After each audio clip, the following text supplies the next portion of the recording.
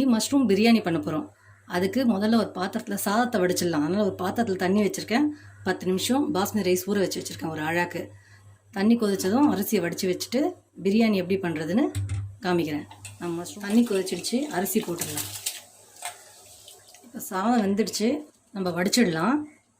சாதம் பாருங்கள் வெந்துடுச்சு, 3/4 வேக்காடு தான் வேகணும். வடிச்சிடலாம். நம்ம சாதத்தை வடித்து எடுத்து வந்துட்டோம். இப்போ எப்படி செய்யறதுன்னு பார்க்கலாம். ஊற்றிக்கலாம், தேவையான அளவு எண்ணெய் ஊற்றிக்கலாம்.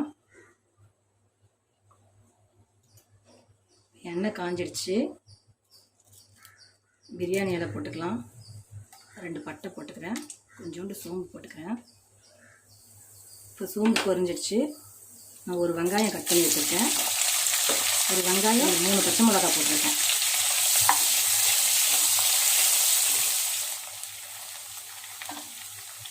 இப்போ வெங்காயம் வதங்கிடுச்சு, நம்ம புதினா போட்டுக்கலாம்.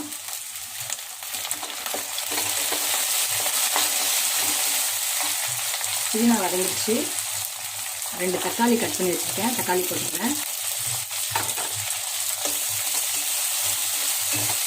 தக்காளி வதங்கிறதுக்கு கொஞ்சோண்டு உப்பு போடுறேன்.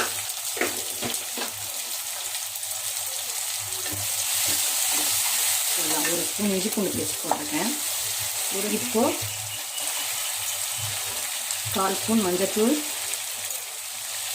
1/2 ஸ்பூன் கரம் மசாலா தூள்,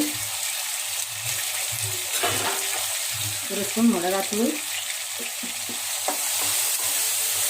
நல்லா வதக்கிடலாம். இப்போ நம்ம ஒரு 1/2 கப் தயிர் போட்டுக்கலாம்.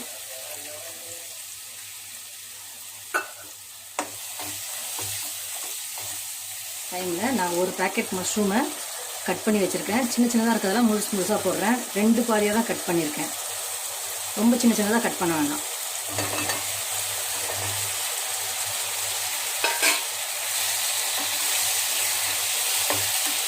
இப்போ நம்ம உப்பு இன்னும் கொஞ்சம் போட்டுக்கலாம்.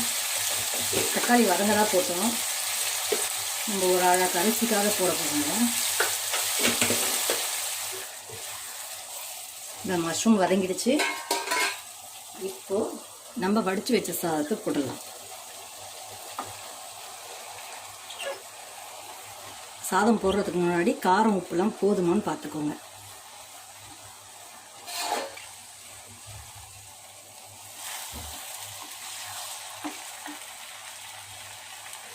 கொஞ்சமாக கொத்தமல்லி தூவி வைக்கலாம்.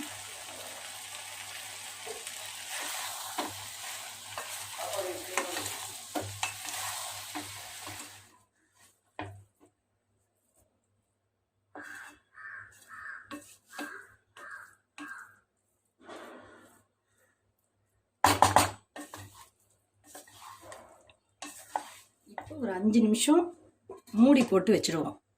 திறந்து பார்த்தலாம். நம்ம மஷ்ரூம் பிரியாணி எப்படி வந்திருக்குங்க? நல்லா வந்திருக்கு உதிரியா.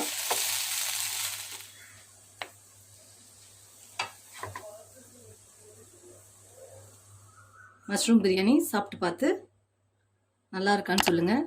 லைக் பண்ணுங்கள், ஷேர் பண்ணுங்கள், கமெண்ட் பண்ணுங்கள்.